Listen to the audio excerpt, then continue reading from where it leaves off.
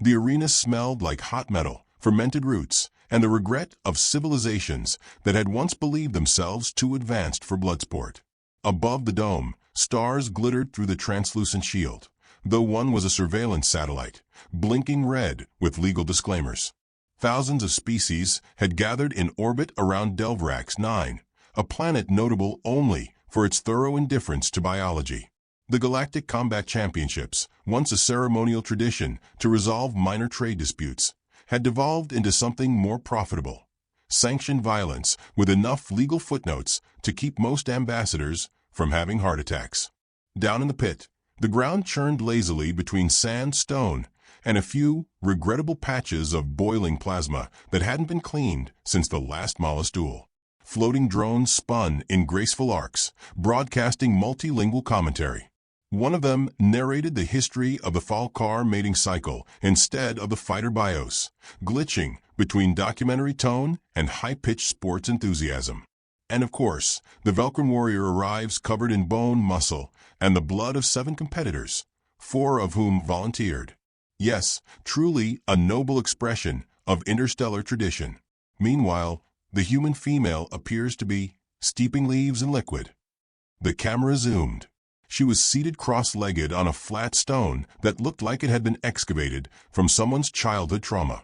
Calm, unimpressed, clad in a black flight suit with muted Earth insignia and a red ribbon looped once around her wrist, she looked more like a librarian waiting for a late appointment than someone minutes away from Mortal Kombat. A name blinked onto the screen in 43 languages: Mira Volkov, Human Terran Soul Federation. The odds beneath her name resembled lottery numbers crossed with death statistics. One alien bet his reproductive appendage on her losing in under 30 seconds. Another tried to bet 2 planets and a clone, but was stopped by an ethics algorithm that promptly short-circuited itself. On the far end of the arena, her opponent emerged from a steel door shaped like a war crime. He was enormous, even by Velcrum standards: 9 feet of organic plating, ceremonial spines, and skin that pulsed faintly with bioluminescent hate. His name was Kozilek, which translated roughly to "he who broke the moon and then asked why it was fragile." He roared, a sound that cracked 3 translator units and caused a jelly-based species in row H to liquefy from fear. Drones adjusted volume. The crowd went wild. Mira sipped her tea. In a viewing chamber high above, Galactic General Rylon Thakner pressed his claws into the armrest hard enough to dent alloy. His 4 eyes blinked asynchronously, 2 on Kozilek, 2 on Mira. His translator murmured politely, "Sir, you appear to be having a diplomatic seizure."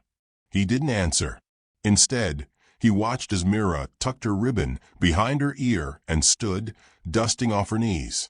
Her movements were measured, quiet, like a dancer without an audience, or one who didn't care if she had won. The camera hovered near her face, hoping for fear, desperation, at least a glint of defiance. What it found was something colder. She stepped forward once. Then again. The arena floor adjusted to her stride, cycling through biomes too fast for traction. The effect was meant to throw opponents off balance. Mira didn't flinch. On the overhead display, Kozilek's kill count flickered. 39 wins, 0 losses.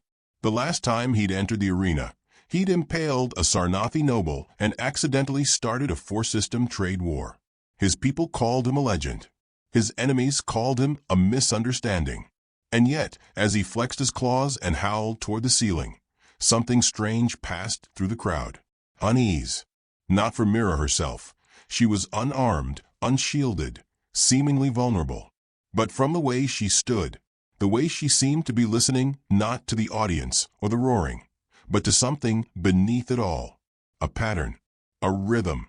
Kozilek thundered toward her, chest heaving, ceremonial paint dripping from his shoulders in lines of toxic green. She tilted her head, calculating the angle of his approach, as if watching a storm she'd already decided would pass her by. In the high box, Rylon stood so fast his ceremonial medals clattered. "Stop the match," he snapped. A Torg diplomat swiveled one eye stalk toward him. "General Thakner, that's against the Articles of Blood Concord. The rules." "You idiots," Rylon snarled. You absolute, consensus-voting idiots. That's not a human soldier. She registered under Earth Federation law. Another voice offered. Civilians may enter under sanction. She's within her rights. Rylon grabbed the nearest viewing drone, yanked it close, and hissed, "That's Baba Yaga's child." Silence spread across the box like spilled ink. A Churian minister blinked. "You mean metaphorically?" "No. I mean genetically, legally, and by whatever gods you lot still believe in factually. You stole her, raised her, trained her, and now you put her in an arena and hope she loses? You fools just signed your own treaties." Down below, the referee drone announced something in 900 languages. Kozulak stomped, his shadow casting half the arena into darkness. Mira looked up, exhaled once, then placed her tea gently on the stone behind her. She walked forward, her steps as soft as snowfall on old stone. Kozulak barreled into the spotlight, claws raised. The crowd held its breath, not out of fear, but out of ritual expectation. This was where humans made their noble last stand, where they showed their strange grit, their poetic stubbornness. Except Mira didn't draw a blade, didn't scream, didn't chant a name or invoke any ancestor. She simply lifted her hand. The motion was small, delicate, almost polite. Kozulak stopped, a full stride from her. His breathing changed, not from exertion, but confusion. She tilted her head and said very softly, "You don't have to die." His muscles tensed. "I do," he growled. A pause. "Pity," she replied, and stepped closer. Up above, General Rylon turned to the nearest envoy. "If she survives this, and you still don't surrender your custody files, there won't be a war. There'll be a reckoning." The Churian swallowed loudly. Back in the pit, the fight hadn't begun, not by official standards. But something had shifted. The drones drew back. The audience leaned in. Kozulak roared again, this time not for show, but to drive back something primal rising in his gut. Mira remained still. And then, for a moment too quick for most species to see, her eyes flashed with something ancient. Not rage. Not bloodlust. Recognition. Kozulak charged. The ground shuddered. The wind curved around his massive frame. Mira smiled. And the crowd, before the first blow was even struck, began to understand. This wasn't about sport. This wasn't even about victory. This was a warning. And they had all come to watch it play out. The locker room smelled like recycled oxygen and the kind of cleaning agents that pretended to be citrus. Mira sat alone on the bench, polishing her tea canister with a soft cloth, as if it were the most important object in the galaxy. It wasn't technically. That would be the encryption key tucked in the braid at the back of her neck. But the tea had its place. She didn't check the monitors, didn't glance at the odds, didn't stretch or shadowbox, or murmur a prayer to any of the 17 gods who had temples near the arena dome. She just breathed, measured, patient, as if she'd done this before. As if, in fact, this entire war masquerading as sport thing had grown tiresome. The door hissed open with bureaucratic timing. Her handler, a nervous half-human hybrid named Gerald, poked his head in, wide-eyed, carrying a datapad shaking in his hands. They changed the variables again," he stammered. "Of course they did," Mira said. "No kinetic shielding. And they added shifting terrain bursts every 90 seconds. Some kind of Velcrin claws. They say it's fair because you're organically nimble." He swallowed. "That's racist, right?" "It's traditional," Mira said mildly. "And yes, a bit racist." "They want spectacle," Gerald muttered. "They're throwing you in as the punchline. The betting odds have you dying between minute 1 and minute 2. They've got a timer graphic ready. Sponsored." Mira gave a soft hum, then resumed folding her cloth. Gerald looked like he wanted to ask a dozen things, but the words kept dying in his throat. Finally, he settled on, "Do you want to forfeit?" Mira turned to him. Her gaze was steady, not cold, just intentional. There was nothing reckless in it. No martyrdom, no defiance. Just the look of someone who already knew how the script ended. "Not yet," she said. Behind the arena walls, Kozulak was roaring again. His pre-battle ritual had entered the bone-splitting phase, where cartilage cracked and grew anew with every scream. The sound echoed through the infrastructure, unsettling even the support bots. In the general's chamber, Rylon Thakner paced, his exosuit creaking with each step. He had sent 6 official alerts to high command.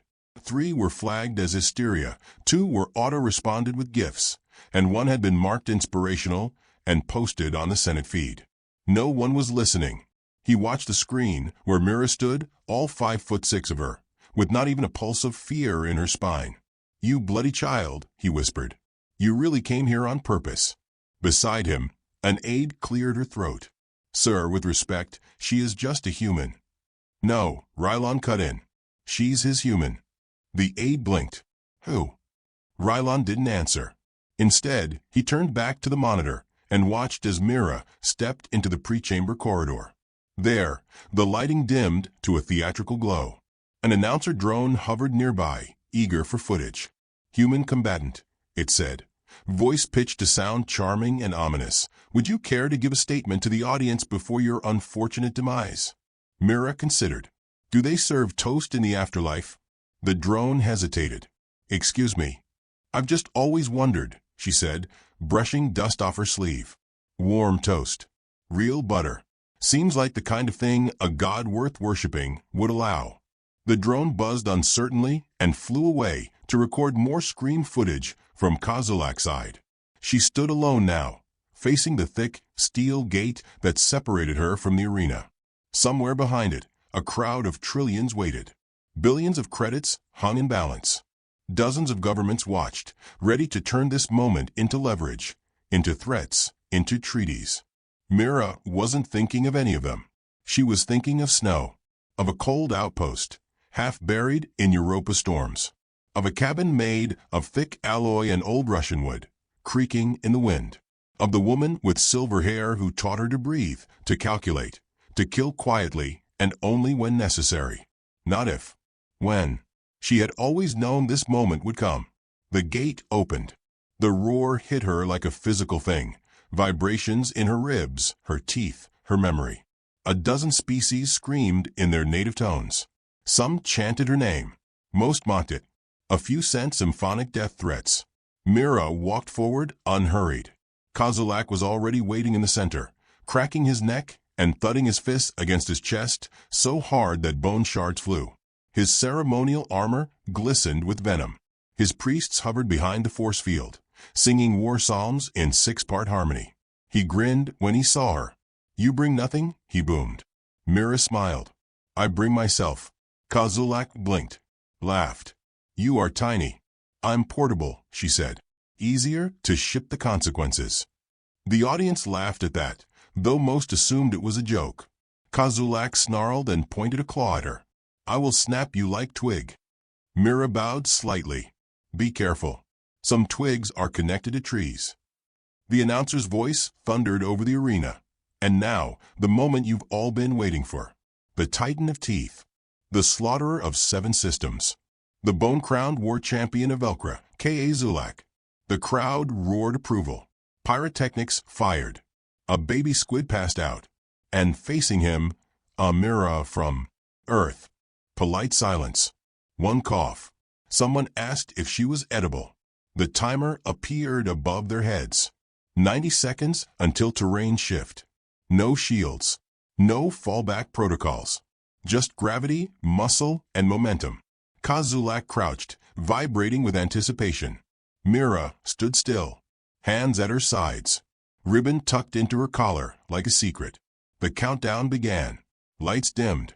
A low hum filled the air, engineered to trigger adrenaline in most known species. She didn't flinch. Up above, General Rylon whispered to himself, "She's not going to win." An aide turned, startled.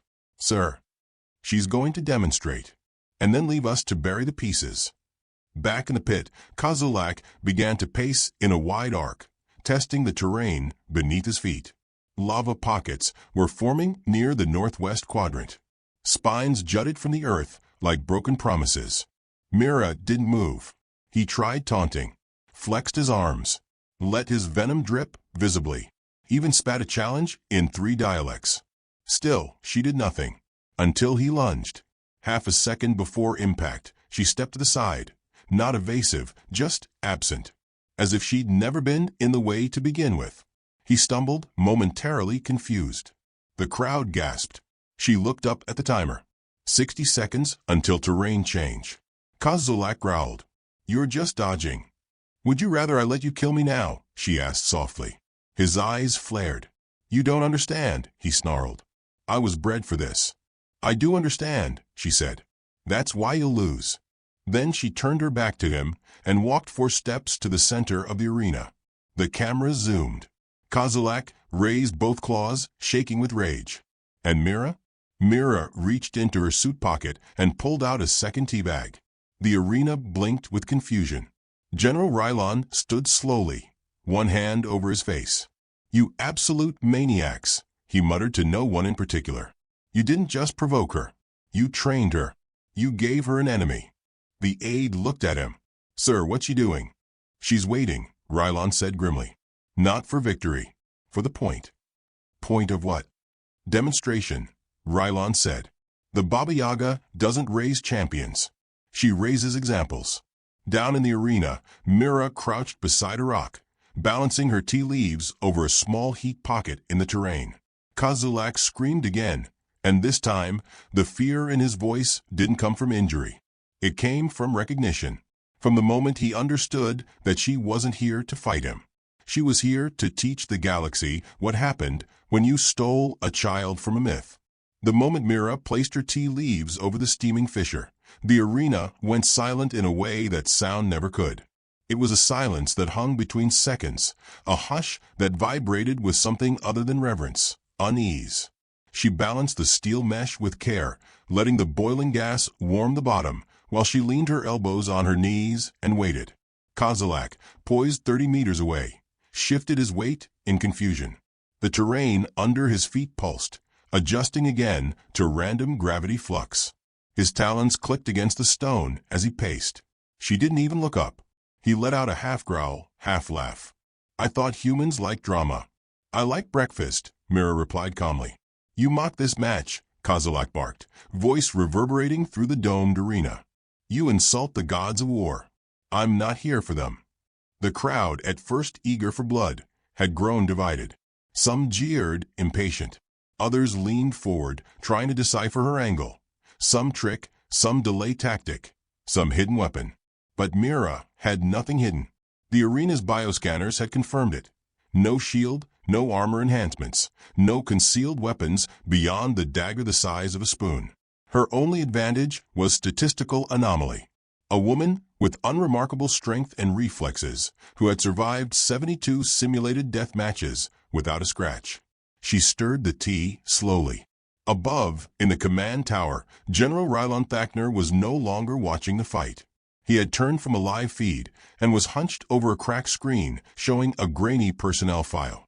Redacted names. Europa deployment. A hand-signed endorsement from a known spectral-level operative who'd vanished 15 years ago. Rylon knew now.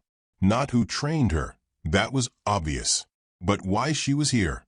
A vendetta this quiet always screamed if you knew how to listen. On the floor, the announcer drone sputtered through a string of commentary before defaulting to filler. And now the arena enters Phase 2. Terrain shift initiated. The floor rippled beneath them. Outcroppings of jagged glass burst upward. Steam belched from vents.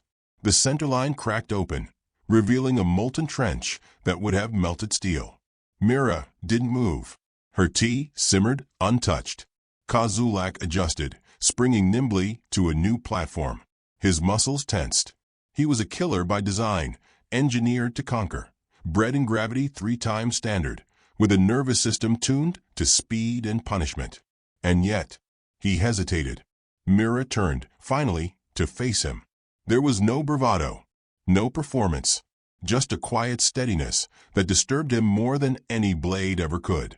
"Come," she said softly. "Or wait. Either way, it ends." The way she said it, "ends," sent something cold down Kozulak's spine. Not fear. Not exactly. But instinct.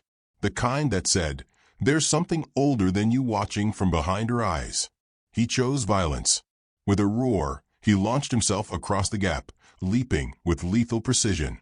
The crowd screamed in anticipation. Mira exhaled once. Then she moved. Not far. Not fast. Just enough. He missed. His claws sliced air where she had stood a heartbeat ago. She pivoted, her boot grinding across fractured crystal, and her hand snapped forward, not in defense, but with almost surgical grace. Kozulak stumbled. Looked down. One of his fingers was gone. Just one. Clean. Precise. The smallest digit on his left hand.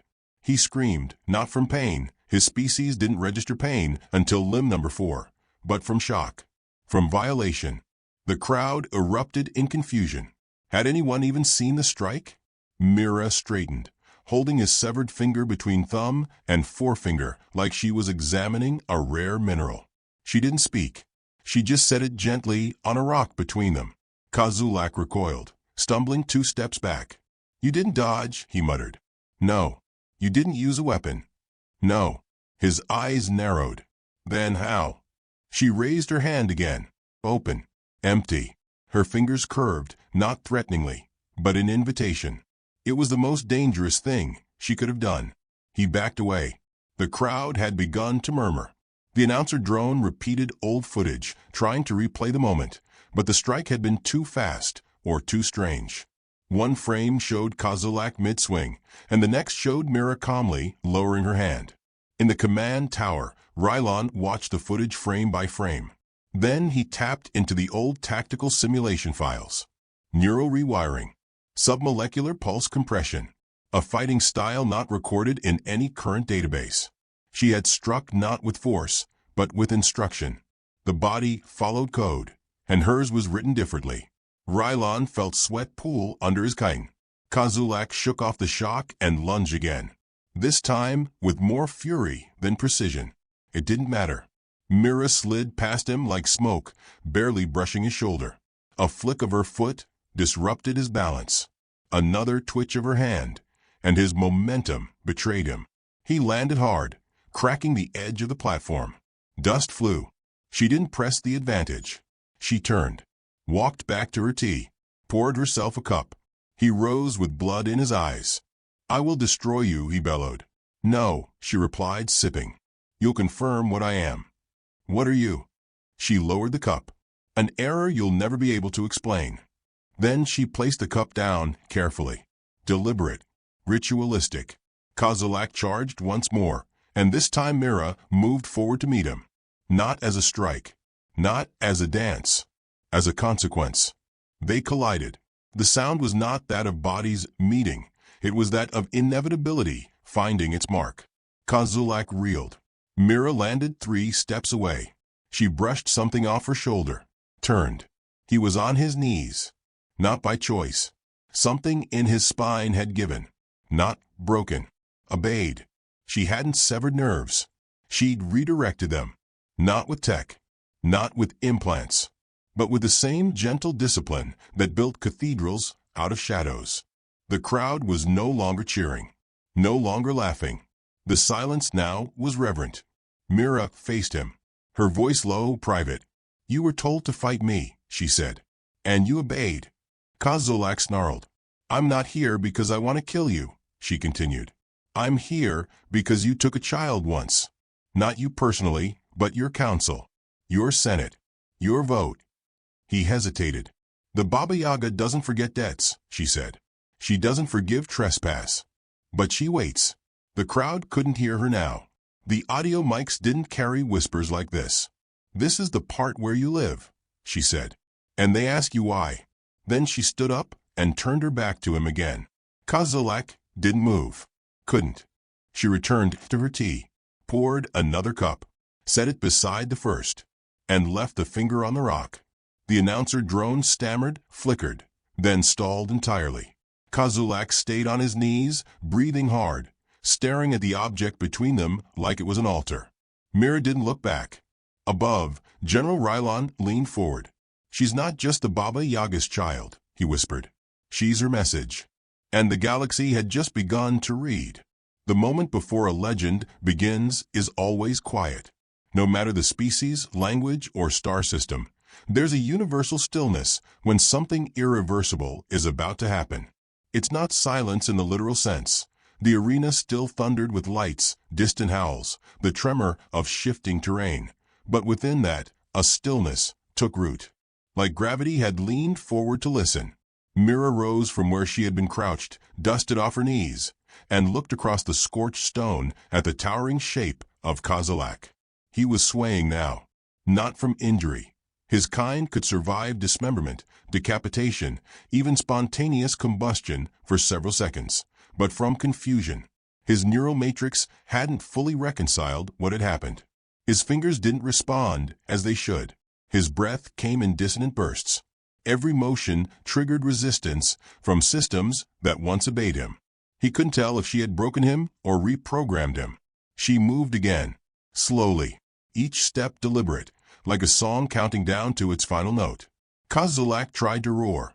It came out wrong, not defiant, but hollow, like the echo of a beast who finally realized he wasn't the apex of anything. "You're not dying," she said as she approached. "I didn't come here to kill you." "Then why?" he growled, voice struggling to hold its shape. "To show them what it costs," she replied. "To touch something that isn't theirs. To steal, rename, dissect." She stopped 2 paces from him. The drone zoomed in. The broadcast feeds tried to overlay statistics, outcomes, analytics, but nothing matched. Her movement patterns weren't categorized. Her strikes weren't taught. Her aura, if the bio-readers were to be believed, fluctuated between human calm and something tagged as void-aligned unknown. They flagged it, then scrubbed the flag, then flagged it again. General Rylon had stopped pretending to send messages. He was now standing at the edge of the observation deck, palms pressed against the glass, watching like a priest witnessing the fulfillment of a prophecy he hoped would never come true.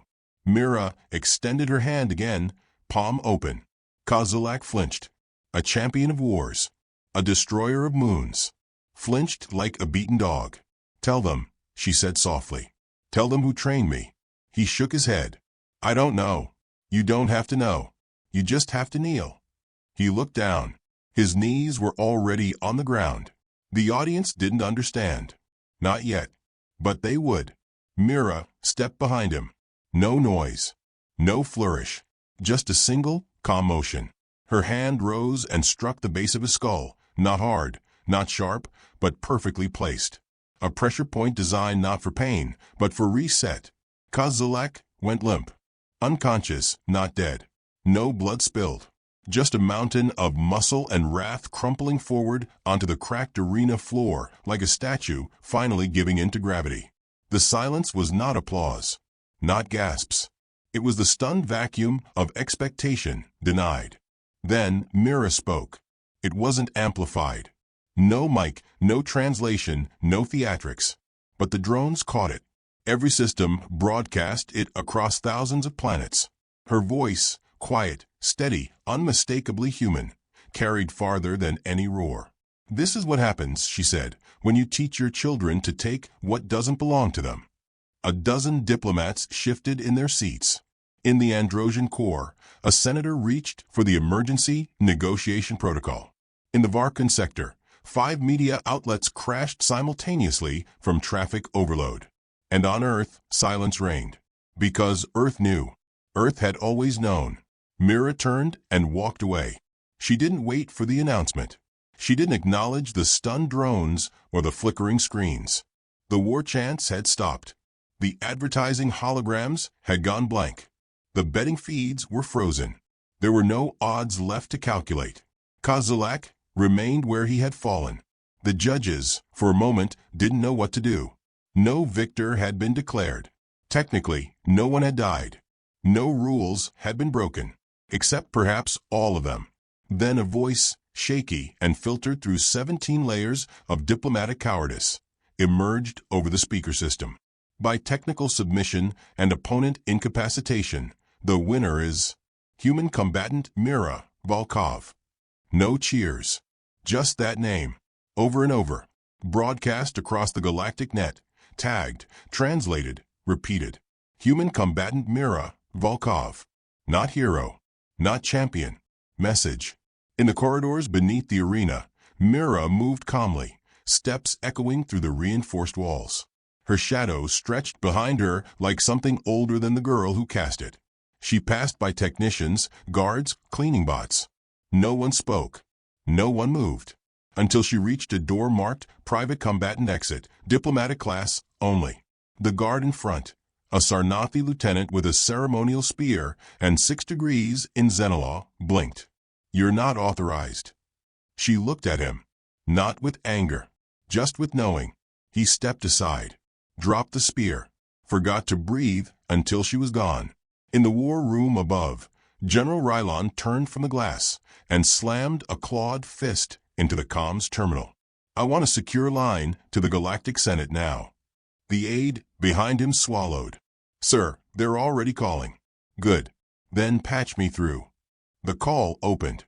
A circle of projections blinked into the room. Figures in suits, scales, robes. Some glowed. Some flickered. All looked worried. "She was supposed to lose," one delegate whispered. "She didn't even try to win," muttered another. "Do we retaliate? Do we apologize?" Rylon stepped forward. "Gentle beings," he said slowly, "you stole something. Years ago. You didn't know what it was. You thought it was human. And, in a way, she is. But she was raised by a myth. Trained by the woman we've spent centuries pretending didn't exist. You didn't steal a child. You stole Baba Yaga's heir." The room went still. The oldest among them, a Larvon elder whose memory spanned dynasties, spoke softly. "I thought she was dead." "She was sleeping," Rylon replied. "And now she's awake." A silence thicker than politics filled the chamber. "What does she want?" someone finally asked. Rylon looked down at the replay of Mira setting her tea down next to Kozulak's unconscious body. "She wants you to remember," he said, "that Earth doesn't ask for respect. It waits. And then it sends a message." In the arena, Kozulak stirred, groaned, raised his head. He looked around at the silent crowd, the scattered rocks, the unfinished fire where tea had steeped. And then he saw the finger, his finger, still resting on the same stone, untouched. He screamed, not in rage, but in understanding. Somewhere in the audience, a child asked their parent, "What did she do?" The parent, eyes wide, replied, "She reminded them what humans are capable of." The broadcast cut. Officially, it was declared a draw. No formal complaint was filed. No death was logged. Unofficially, every species with an intelligence program began revisiting their Earth profiles. In the dark, deep archives of forgotten myths and obsolete classifications, someone dusted off the last known footage of a silver-haired woman who had once disappeared into the ice storms of Europa. They marked it. Reactivate Threat Assessment Protocol. Alibaba YGA lineage confirmed. Later that night, in a quiet chamber beneath the arena, Mira sat alone. She poured herself a final cup of tea. Not because she needed it. Not because it was ritual. Because it tasted like memory. Across the stars, treaties trembled. Empires reconsidered. Entire fleets halted their expansion programs. And somewhere in a black forest no map could reach, a shadow stirred. It smiled. Then it whispered, "Well done, my girl.